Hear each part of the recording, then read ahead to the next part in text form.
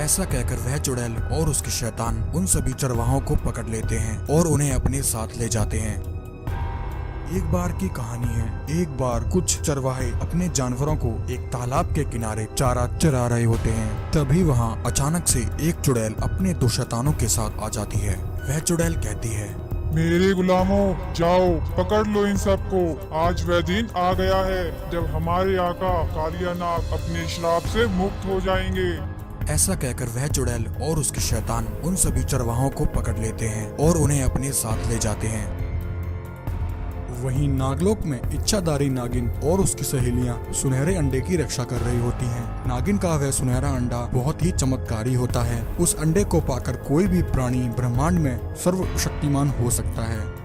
उधर वह चुड़ैल चरवाहों को लेकर एक पेड़ के पास आ जाती है और कहती है, बाहर आइए मेरे आका, देखिए मैं आपके लिए क्या लेकर आई हूँ। आज आपकी बरसों की इच्छा पूरी हो जाएगी।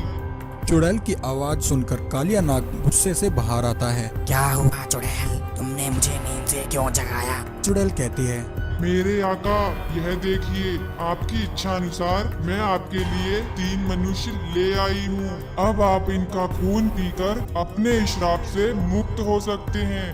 उन तीनों चरवाहों को देखकर कालिया नाग बहुत ही खुश होता है। शाबाश चुड़ैल, आज तुमने अपनी वफादारी साबित कर दी। मैं इस शरीर से तंग आ चुका हूँ। मुझे अपना असली रूप पाकर उस इच्छाधारी नागिन से बदला लेना है। मैं उस नागिन के सारे खानदान का सर्वनाश कर दूंगा।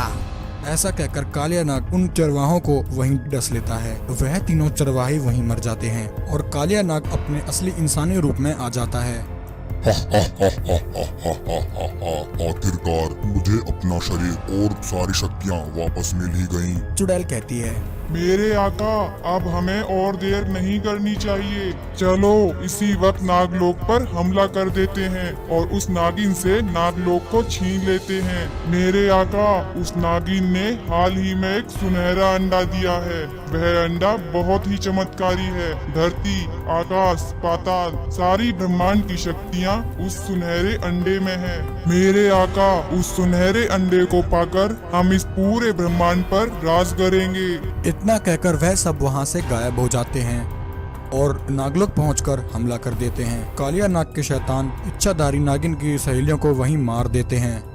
वहीं कालिया नाग इच्छाधारी नागिन को कैद कर लेता है। अपने अंडे को खतरे में देखकर नागिन उसे छुपा लेती है। कालिया नाग कहता है, नागिन, कहाँ है वह सुनहरा अंडा? जल्दी से मुझे वह सुनहरा अंडा दे दे। नागिन कहती है, दुष्ट राक्षस, मेरे जीवित रहते हुए तुझे वह अंडा कभी नहीं मिलेगा। तभी चुड़ैल कहती है, मेरे आका, यह नागिन बहुत ही चालाक है। वह सुनहरा अंडा इसी के पास है। इसने वह अंडा कहीं छिपा दिया है। यह ऐसे नहीं बताएगी। ऐसा कहकर वह चुड़ैल अपनी शक्ति से इच्छाधारी नागिन को प्रताड़ित करती है, परंतु इच्छाधारी नागिन फिर भी उसे अपने सुनहरे अंडे का पता नहीं बताती है। वहीं धरती लोक पर साधना में बैठे साधु बाबा अपनी दिव्य दृष्टि से यह सब नजारा देख लेते हैं। नागिन का जीवन संकट में देखकर वह उसी समय नागराज के पास आ जाते हैं और उन्हें सारी बात बताते हैं। साधु बाबा की बात सुनकर नागराज उसी समय नागिन को बचाने के लिए नागलोक की ओर निकल जाते हैं। नागलोक पहुंचकर नागराज देखते हैं कि कालिया नाग और चुड़ैल इच्छाधारी नागिन पर जुल्म कर रहे हैं। नागराज कहते हैं, दुष्ट कालिया नाग, आज तेरे पापों का घड़ा भर चुका है। आज तुझे मेरे हाथों से कोई नहीं बचा सकता। नागराज को नागलोक में देखकर कालिया नाग गुस्से से आग बबूला हो जाता है। तभी कालिया नाग के शैतान नागराज को मारने के लिए उसकी तरफ दौड़ते हैं, किंतु तभी नागराज अपनी शक्ति से उन दोनों शैतानों को वहीं भस्म कर देता है।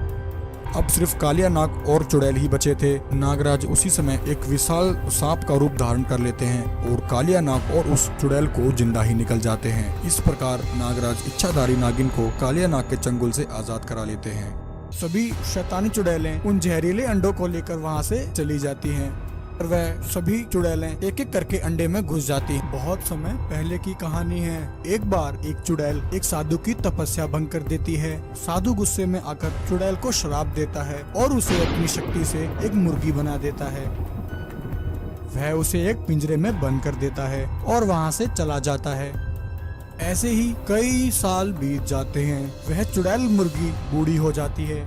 एक दिन वह चुड़ैल मुर्गी अपनी शैतानी चुड़ैलों को आवाज लगाती है। कहाँ हो मेरी शैतानी चुड़ैलो, जल्दी से मुझे यहाँ से आजाद करो।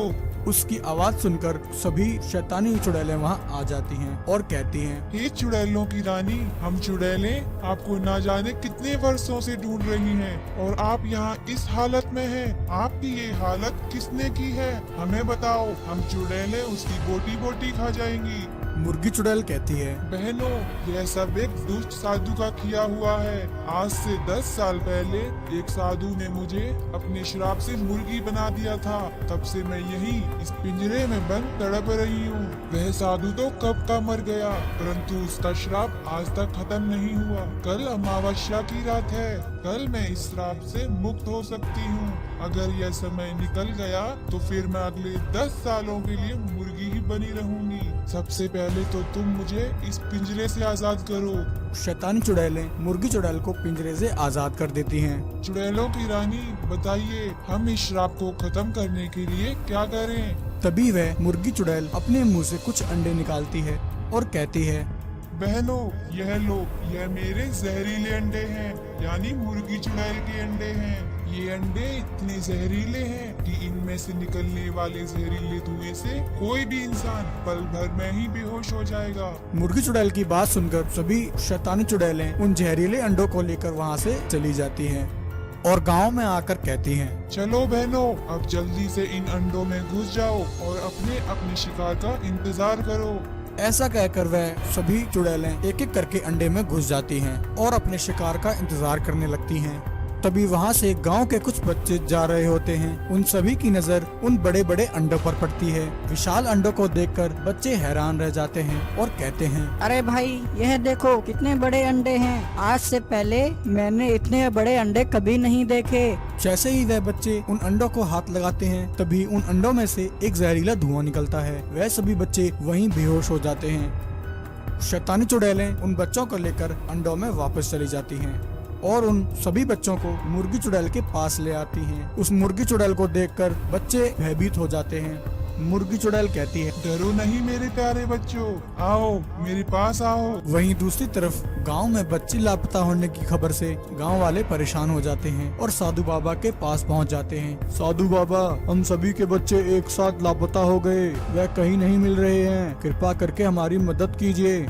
तभी साधु बाबा अपनी शक्ति से सब देख लेते हैं कि यह सब शैतानी चुड़ैलों का काम है।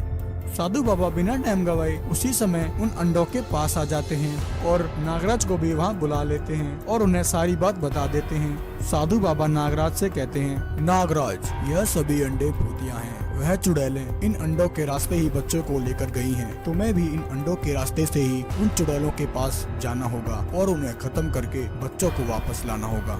साधु बाबा की बात सुनकर नागराज उसी समय अंडे में चले जाते हैं। वहीं मुर्गी चुड़ैल शैतानी चुड़ैलों से कहती है, चलो बहनों, अब जल्दी से इन बच्चों की बलि देने की तैयारी करो। आज अमावस्या की रात है, आज मैं इन बच्चों की बलि देकर इस श्राप से मुक्त हो जाऊंगी।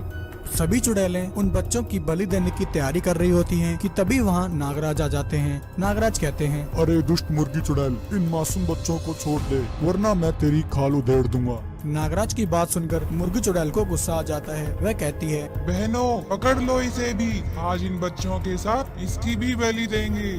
ऐसा कहकर वह सभी चुड़ैलें नागराज की तरफ दौड़ती हैं। तभी नागराज अपनी शक्ति से उन सभी चुड़ैलों को मुर्गी बना देते हैं और उन्हें एक पिंजरे में बंद कर देते हैं। मूर्ख चुड़ैलो, अब तुम सब इस पिंजरे में सड़ती रहो, तुम्हें यहाँ बचाने के लिए कोई नहीं आने वाला।